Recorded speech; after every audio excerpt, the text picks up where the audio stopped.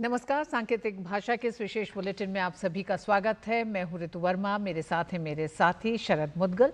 खबरों की शुरुआत करते हैं, उससे पहले नजर डालेंगे हेडलाइंस पर। आर्थिक मामलों की मंत्रिमंडलीय समिति ने 6,405 करोड़ रुपए की 2 रेल परियोजनाओं को दी मंजूरी। कोडरमा बरकाकाना के बीच 133 किलोमीटर और बेल्लारी चिकजाजूर के बीच 185 किलोमीटर रेलवे लाइन के दोहरीकरण को दी मंजूरी।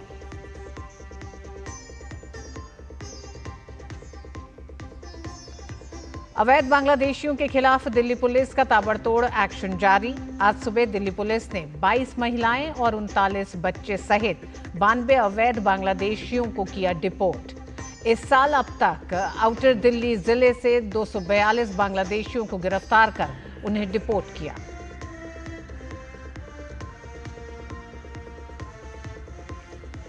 दिल्ली में अवैध आशियानों पर गर्दा बुलडोजर। मद्रासी कैंप वजीरपुर के बाद अब दिल्ली के कालकाजी के भूमिहीन कैंप पर बुलडोजर की कार्रवाई।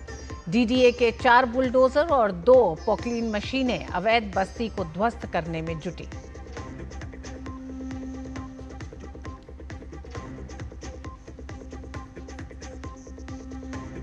कर्नाटक के महर्षि वाल्मीकि एसटी विकास निगम घोटाला मामले में ईडी का बड़ा एक्शन। बेल्लारी में एक सांसद और 3 विधायकों के ठिकानों पर छापेमारी।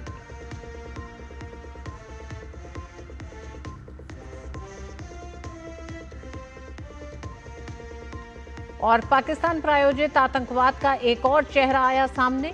एफबीआई निदेशक ने दी जानकारी।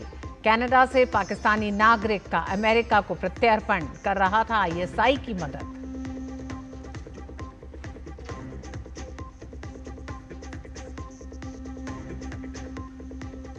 केंद्र सरकार ने रेलवे की 2 परियोजनाओं को मंजूरी दी है।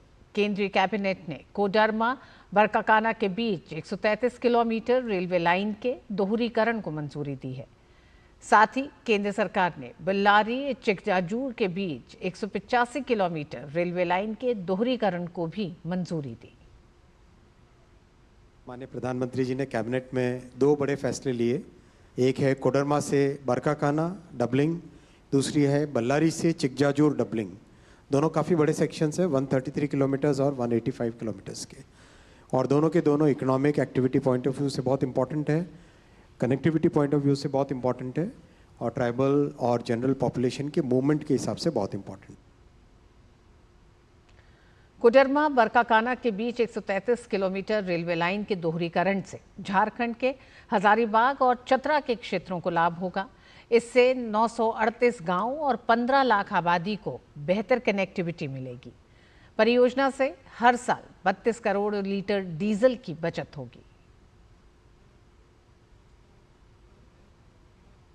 कोडरमा बरकाकाना डबलिंग 133 किलोमीटर्स, ये प्रोजेक्ट 3063 करोड़ का है और ये काफ़ी लॉन्ग डिस्टेंस प्रोजेक्ट है, 133 किलोमीटर का है, और ये पटना और रांची के बीच में शॉर्टेस्ट लाइन है।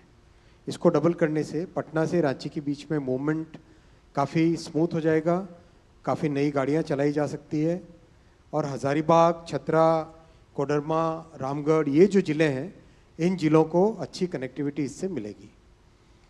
938 विलेजेस कवर होते हैं, बेनिफिट होते हैं इससे, और 15 लाख पॉपुलेशन को इसका बेनिफिट मिलता है।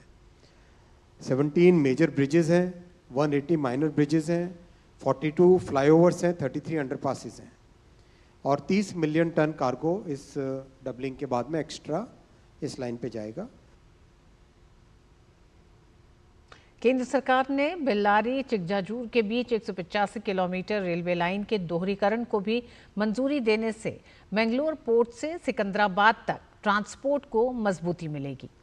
रेलवे लाइन में कर्नाटक में बेल्लारी और चित्रदुर्ग जिले और आंध्र प्रदेश में अनंतपुर जिले को भी फायदा होगा। रेलवे लाइन के दोहरीकरण से 470 गांवों और लगभग 13 लाख आबादी तक बेहतर कनेक्टिविटी मिलेगी। परियोजना से हर साल 20 करोड़ लीटर डीजल की बचत होगी। दूसरा प्रोजेक्ट है बेल्लारी चिकजाजूर। ये आंध्र प्रदेश और कर्नाटका, प्राइमरीली कर्नाटका में ये प्रोजेक्ट है। ये भी बहुत लंबा प्रोजेक्ट है, 185 किलोमीटर्स की डबलिंग है ये, 3,342 करोड़ रुपीस का प्रोजेक्ट है। मैंगलोर पोर्ट जो कि वेस्ट कोस्ट पे साउथ वेस्टर्न एरिया में, Mangalore port is the most important port. It will basically connect the hinterland efficiently with the Mangalore port. अच्छा, मैंगलोर पोर्ट की और खास बात है, we are creating a master plan for improving the railway connectivity of Mangaluru area, which includes Hassan Mangalore की doubling कर रहे हैं, इलेक्ट्रिफिकेशन, उस एरिया में 2-3 बॉटलनेक से उनको रिमूव कर रहे हैं, and adding this line Bellary Chikjajur, this means lot of traffic which comes from parts of Andhra all the way up to Secunderabad, Hyderabad, वहाँ से एक वेस्ट कोस्ट पे पोर्ट को कनेक्टिविटी मिलेगी। और खबरों में आगे, दिल्ली पुलिस एक बार फिर से एक्शन में दिखी। अवैध रूप से रहे बांग्लादेशियों के खिलाफ पुलिस कर रही है ताबड़तोड़ गिरफ्तारी। दिल्ली की बाहरी जिले की पुलिस ने साल 2025 में इस अभियान के दौरान अब तक कुल 242 बांग्लादेशियों को गिरफ्तार कर उन्हें डिपोर्ट किया है, जो एक बड़ा आंकड़ा है। बाहरी दिल्ली जिले की पुलिस ने आज सुबह 92 अवैध बांग्लादेशियों को डिपोर्ट किया है, जिसमें 22 महिलाएं, 31 पुरुष और 39 बच्चे शामिल हैं। पुलिस से बचने के लिए कुछ बांग्लादेशी ट्रेन पकड़कर भागने की फिराक में थे, लेकिन उन्हें भी पुलिस ने पकड़ लिया। दिल्ली पुलिस द्वारा अवैध बांग्लादेशियों के खिलाफ 2024 में अभियान चलाया गया, जिसके बाद से हर जिले से बड़ी संख्या में गिरफ्तारी हो रही है। दिल्ली पुलिस आउटर डिस्ट्रिक्ट ने 92 इलीगल बांग्लादेशी इमिग्रेंट्स को आइडेंटिफाई करके उनको आज सुबह हिंदन एयरपोर्ट से डिपोर्ट किया गया। ये जो एक्सरसाइज है जनवरी 2025 से आउटर डिस्ट्रिक्ट ने शुरू किया है, जिसमें पूरे 242 बांग्लादेशी हैव बीन आइडेंटिफाइड सो फार। सभी को डिपोर्ट किया गया है। आज सुबह जो 92 बांग्लादेशी सिटीजन्स को डिपोर्ट किया था, इसमें about 22 females were there and 39 children. In this regard foreigner cell of outer district ने बहुत अच्छा काम किया है। इन्होंने काफ़ी इंटेलिजेंस जनरेट करके इनको आइडेंटिफाई करके जो एलॉबरेट प्रोसेस है डॉक्यूमेंटेशन का, वो सब कंप्लीट करके आज सक्सेसफुली इन लोगों को डिपोर्ट किया गया है। मद्रासी कैंप वजीरपुर के बाद अब दिल्ली के कालकाजी के भूमिहीन कैंप पर बुलडोजर की कार्रवाई की गई। पूरे इलाके में भारी संख्या में पुलिस बल तैनात किया गया। डीडीए के 4 बुलडोजर और 2 पोकलीन मशीनें अवैध बस्ती को ध्वस्त करने में लगी हैं। इससे पहले सोमवार को दिल्ली विकास प्राधिकरण यानी डीडीए ने उच्च न्यायालय के निर्देशों के बाद दक्षिण दिल्ली के कालकाजी एक्सटेंशन में भूमिहीन कैंप के सभी निवासियों को एक आधिकारिक नोटिस जारी किया, जिसमें उन्हें अवैध झोपड़ियों के आगामी विध्वंस को देखते हुए अपने परिसर खाली करने का निर्देश दिया गया। कोर्ट के आदेश से डीडीए ने यहां घर खाली करने के नोटिस दिए। मंगलवार दोपहर से मौके पर भारी संख्या में पुलिस बल परेड करती नजर आई। कार्रवाई का विरोध करने पर पुलिस ने कुछ लोगों को हिरासत में भी लिया।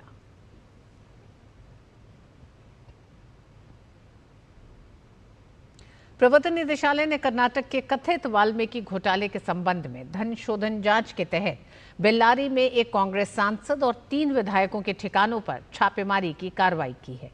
धन शोधन का मामला कर्नाटक पुलिस और सीबीआई द्वारा दर्ज की गई प्राथमिकियों से सामने आया है। एफआईआर में आरोप लगाया गया है कि कर्नाटक महर्षि वाल्मीकि एसटी विकास निगम के खातों से करोड़ों रुपए की धनराशि को फर्जी खातों में भेजा गया और फर्जी संस्थाओं के माध्यम से काले धन को सफेद में बदला गया।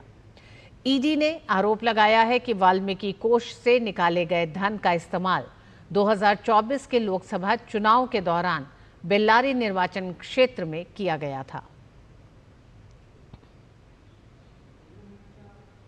उत्तर भारत में कई जगहों पर पड़ रही भीषण गर्मी ने आम जनजीवन को बेहाल कर दिया है।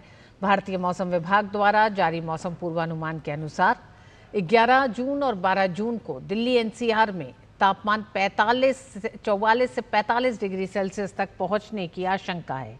इसी के साथ मौसम विभाग ने इन दोनों दिनों के लिए भीषण गर्मी का ऑरेंज अलर्ट जारी किया है। इस दौरान दिन में तेज सतही हवाएं, धूल भरी आंधी और हीट वेव जैसी स्थितियों का सामना करना पड़ेगा। 13 जून को तापमान थोड़ा गिरकर 43 डिग्री तक रहने का अनुमान है, लेकिन मौसम विभाग ने फिर भी येलो अलर्ट जारी किया है। मौसम विभाग के अनुसार 14 जून से मौसम में बदलाव देखने के लिए मिल सकता है। इस दिन गरज चमक के साथ बारिश की संभावना है और तापमान थोड़ी गिरावट हो सकती है। मौजूदा गर्मी की स्थिति के बीच दिल्ली और एनसीआर के अस्पतालों में डिहाइड्रेशन, हीट स्ट्रोक और चक्कर आने की शिकायतों वाले मरीजों की संख्या में 90% तक की बढ़ोतरी देखी गई है। खासकर बच्चे और युवा बड़ी संख्या में अस्पतालों का रुख कर रहे हैं। डॉक्टरों ने लोगों को 2 दिन में बाहर निकलने से बचने, पानी और इलेक्ट्रोलाइट्स का सेवन बढ़ाने और धूप में सीधे संपर्क से बचने की सलाह दी है। भीषण गर्मी से बचने के लिए प्रशासन और स्वास्थ्य विभाग ने लोगों से अपील की है कि वे अनावश्यक रूप से घर से बाहर न निकलें, हल्के सूती कपड़े पहनें और बच्चों व बुजुर्गों का विशेष ध्यान रखें।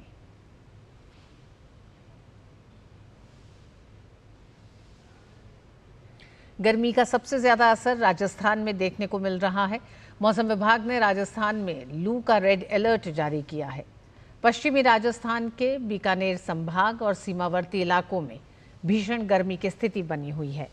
गंगानगर में लगातार 2 दिन से अधिकतम तापमान 47 डिग्री से ज़्यादा दर्ज किया गया है। शेखावटी क्षेत्र, जयपुर संभाग और कोटा संभाग में भी अधिकतम तापमान 45 डिग्री के आसपास दर्ज किया जा रहा है। गंगानगर, हनुमानगढ़ और बीकानेर और चुरू के आसपास के इलाकों में भीषण गर्मी की स्थिति अगले 2 दिन तक बनी रहेगी। पूर्वी राजस्थान में भी आगामी 3 दिनों तक लू की स्थिति बनी रहेगी। तपती गर्मी के बीच अब एक राहत भरी खबर है। दक्षिण पश्चिम मानसून कल फिर से सक्रिय होने की संभावना है। मौसम विभाग के ताजा अपडेट के मुताबिक 12 से 15 जून के दौरान दक्षिण प्रायद्वीपीय भारत में कुछ स्थानों पर भारी से बहुत भारी बारिश और 13 और 14 जून को कोंकण और गोवा में अलग अलग स्थानों पर बहुत भारी बारिश का अनुमान है। केरल में सामान्य से एक सप्ताह पहले 24 मई को दक्षिण पश्चिम मानसून ने दस्तक दी। दक्षिण पश्चिम मानसून के आने की सामान्य तिथि 1 जून है। मई 2025 भारत में 1901 के बाद से सबसे अधिक बारिश वाला महीना था, जिसमें पिछले महीने देश में औसतन 126.7 मिलीमीटर बारिश हुई थी। दक्षिण पश्चिम मानसून के जल्दी आने से दक्षिणी और पूर्वी भारत में लगातार बारिश हुई, जिससे ये रिकॉर्ड बना। जल्दी आने के बाद मानसून की प्रगति 29 मई को रुक गई थी, लेकिन कल फिर से बारिश का दौर शुरू हो सकता है। आईएमडी ने उत्तर पश्चिम भारत में लू की स्थिति जारी रहने की संभावना जताई है, जबकि पश्चिमी राजस्थान में अलग अलग स्थानों पर कल तक भीषण लू की स्थिति रहेगी और उसके बाद ये कम हो जाएगी।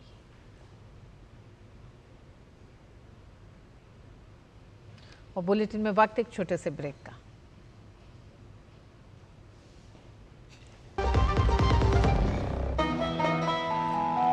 वाह यार, क्या सही हो आप।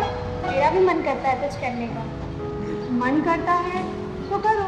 घर की चीजों से टाइम ही नहीं मिलता और हूँ सिर्फ 10वीं पास। आप LIC की बीमा सखी योजना के साथ जुड़ सकती हो। मैं LIC एजेंट बन सकती हूँ। पूरी ट्रेनिंग भी मिलेगी, मंथली स्टाइपेंड भी मिलेगा। स्टाइपेंड भी? ऊपर से कमीशन अलग। LIC बीमा सखी योजना से जुड़ने के लिए अपनी नजदीकी LIC शाखा से संपर्क करें। LIC बीमा सखी योजना, अपनी शुरुआत अपने हिसाब से।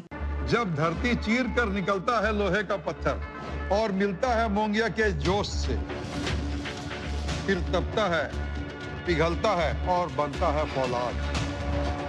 अब होता है सरिया सारी खूबियों के साथ। मोंगिया स्टील, मजबूत देश का मजबूत सरिया। एक बार फिर आप सभी का स्वागत है। उत्तर प्रदेश में विवाह पंजीकरण को लेकर नियम बदल दिए गए हैं। इलाहाबाद हाईकोर्ट के एक फैसले के बाद IG स्टाम्प ने विवाह पंजीकरण के नियम में काफ़ी बदलाव कर दिए हैं। अब सहायक निबंधक कार्यालय में विवाह पंजीकरण कराने के दौरान वर और वधू पक्ष के रक्त संबंधी यानी माता पिता, भाई बहन, दादा दादी, नाना नानी या बालिग पुत्र पुत्री की मौजूदगी अनिवार्य होगी। साथ ही विवाह संपन्न कराने वाले पुरोहित या अन्य का शपथ पत्र लगेगा और विवाह पंजीकरण के दौरान उनकी गवाही भी दर्ज हो सकती है। हालांकि पंजीकरण अधिकारी को यह अधिकार होगा कि अगर वो विवाह की प्रामाणिकता से पूरी तरह से संतुष्ट हो तो वो रिश्तेदारों को उपस्थित होने में आंशिक या पूर्ण छूट दे सकता है।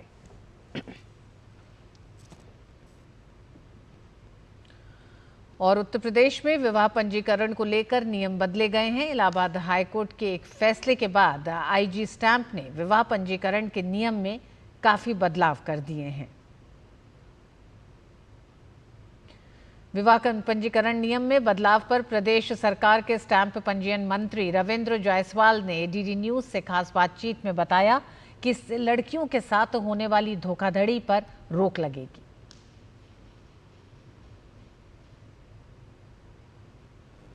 हमारे साथ है प्रदेश सरकार के मंत्री रविंद्र जायसवाल जी। इन्हीं से जानते हैं क्या कुछ बदलाव किए गए हैं और इनका क्या कुछ कारण था। शादी विवाह एक सामाजिक सरोकार है, लेकिन यह भी देखा जा रहा था कि बहुत से भारत के लड़कियों को लोग गल्फ कंट्रियों में ले आते हैं और ये कह के जाते हैं कि यह मेरी बीवी है, जबकि कहीं दुर्घटनाएं का शिकार होती थी। इस माननीय न्यायालय ने यह अपेक्षा किया कि शादी विवाह का पंजीयन सबका हो जाए तो अच्छा रहेगा, ताकि जो गुमराह करके बच्चों साथ में गलत हो रहा है वो रुकेगा। हम सब लोग 17 में कानून बना विवाह का पंजीयन का, उसमें कुछ कराया गया, संशोधन कराया गया था ताकि लोग अधिक से करा सके। यूपी के बाहर के लोग भी आकर के गाजियाबाद में शादी का पंजीयन करा रहे हैं। उसमें यह देखा गया किसी व्यक्ति के घर में एक दीवार पर बना रखा है मंदिर का फ्लैक्स और ये दिखाता है कि इनकी शादी मंदिर में हो गई और कुछ लोग उस पर अधिकांश उनसे पैसा कौड़ी लेकर के लड़की से लड़का से शादी का पंजीयन करा रहे थे। तो इस पर माननीय कोर्ट ने कहा कि इस नियमावली में थोड़ी और भी ठीक किया जाए, जिससे कि इसका दुरुपयोग न होने पावे और इस पर हमें पुनः विचार करना चाहिए। जो वेटिंग होता है डिस्टेंस का या वो स्थान हो, अगर लड़का लड़की या शादी का स्थान लखनऊ में नहीं है तो शादी यहाँ क्यों पंजीयन हो रहा है, ये चेक करना पड़ेगा। साथ ही साथ अगर शादी का पंजीयन हो रहा है तो पंडित जी वहाँ थे क्या, उनका भी करा दिया, कहाँ शादी हमने कराया है तो करा दिया जाए। साथ ही साथ उनके माँ बाप का भी गवाही साइन करा लिया जाए कि अगर दोनों की रजामंदी से हुआ है तो उनके माँ बाप का भी साइन उसमें हो जाए, गवाही भी साइन हो जाए, ताकि जो इस कानून का दुरुपयोग करके लोग बला फुसला करके गाजियाबाद में शादी पंजीयन करा रहे थे, उस दुरुपयोगता को रोका जा सके। एक नवाचार किया गया है और इसके बाद हम लोग इसी पर व्यवहारिक रूप से देखते हुए एक नई कानून और बनाएंगे। कहीं न कहीं ये एक नियम कारगर साबित हो सकता है। और क्या चीजें इसमें जोड़ी जा सकती है? छल की शिकार हो जाती है। कोई लड़का उनको भला फुसला के ले गया और मंदिर में डाल दिया सिंदूर और कहा कि हम ब्याह कर लिए, फिर उनके साथ में शारीरिक शोषण भी करता है और बाद में इनकार कर देता है। इसलिए ये कानून को शिथिल बनाया जाए कि मंदिर में न होकर के बल्कि प्रॉपर उनकी शादी का पंजीयन हो जाए, लेकिन उस पंजीयन में भी इतनी शिथिलता न हो जाए कि लोग उसका दुरुपयोग करना शुरू कर दें। साथ ही साथ में कि जो लोग इस टाइप के लोग हैं लब जिहाद करके इनको बला फंसा रहे हैं, उनको रोका जा सके और बच्चियों का शादी विवाह का अगर हम करते हैं पंजीयन तो उससे उनका भविष्य संवरेगा। कहीं न कहीं जिस तरीके से लड़कियों के साथ धोखा होता था उन सब चीजों से निजात मिल सकती है। कैमरामैन आशुतोष के साथ विकास सिंह, डीडी न्यूज, लखनऊ। भारत के मुख्य चुनाव आयुक्त ज्ञानेश कुमार 10 से 12 जून तक आयोजित होने वाले चुनाव की सत्यनिष्ठा पर अंतर्राष्ट्रीय आइडिया स्टॉकहोम सम्मेलन में भाग लेने के लिए स्वीडन की यात्रा पर हैं।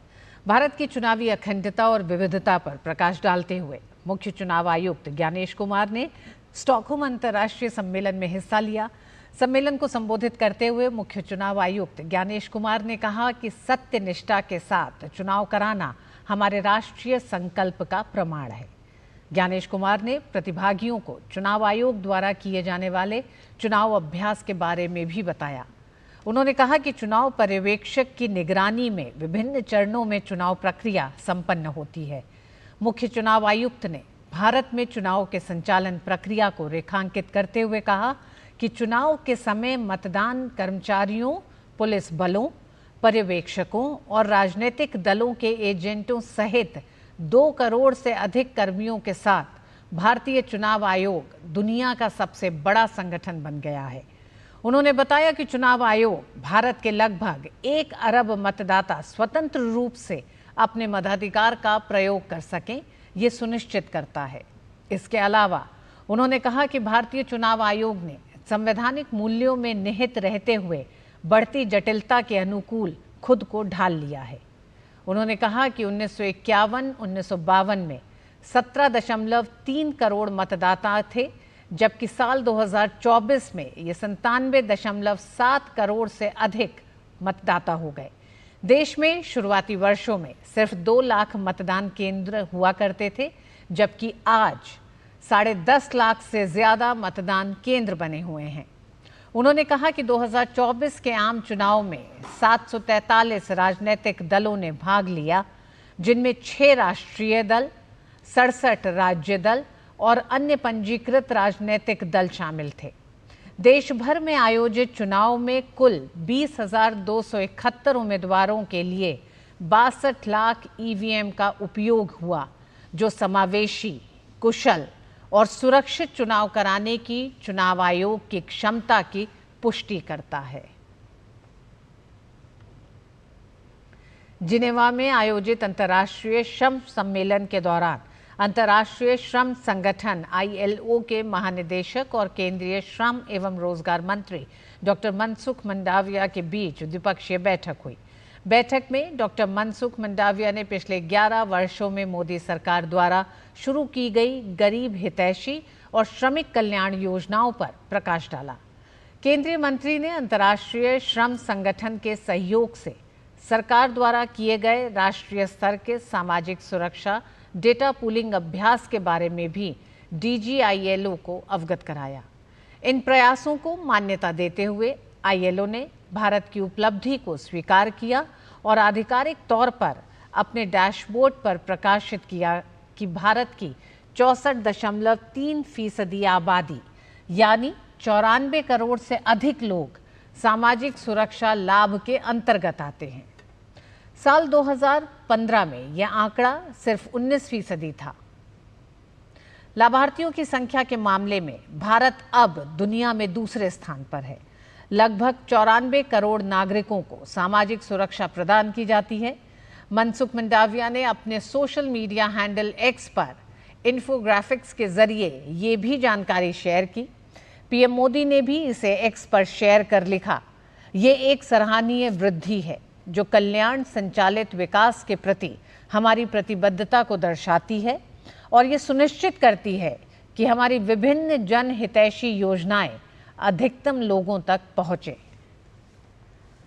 पारदर्शिता और वैश्विक नेतृत्व को दर्शाता है। सामाजिक सुरक्षा कवरेज से देश को लाभ मिलेगा।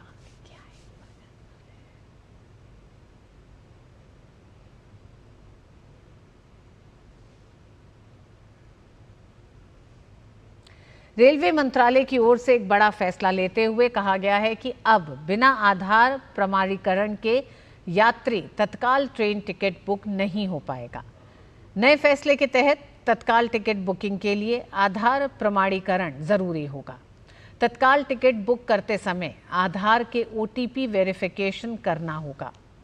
रेल मंत्रालय की ओर से जारी आदेश में कहा गया है कि ऑनलाइन टिकट के लिए आधार प्रमाणीकरण द्वारा तत्काल टिकट बुकिंग 1 जुलाई से शुरू होगी।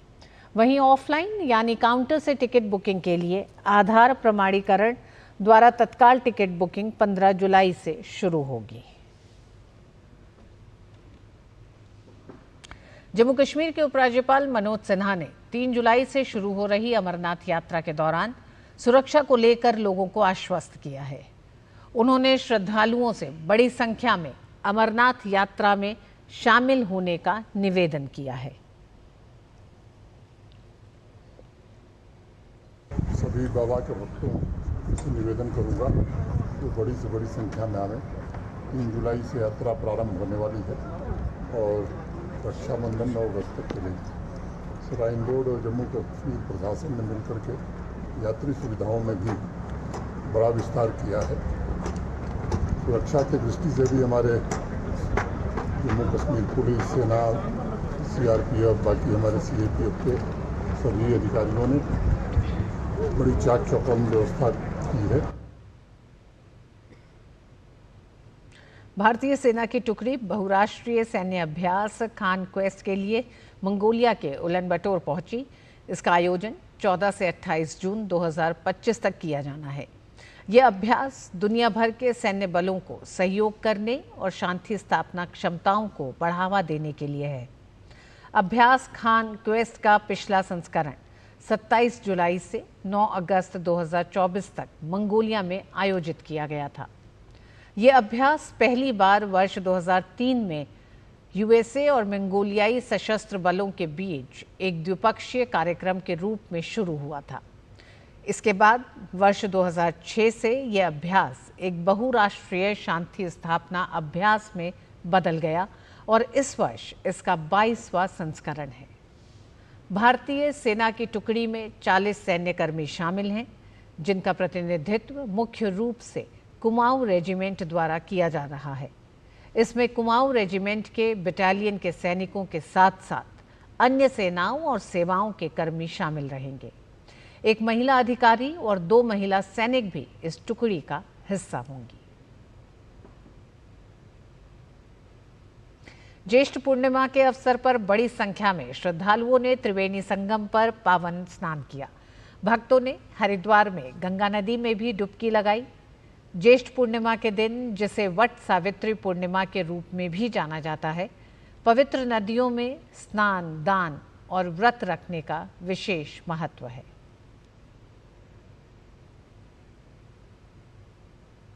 तो इस विशेष बुलेटिन में बस इतना ही। मुझे और शरद मुदगल को दीजिए अनुमति। नमस्कार।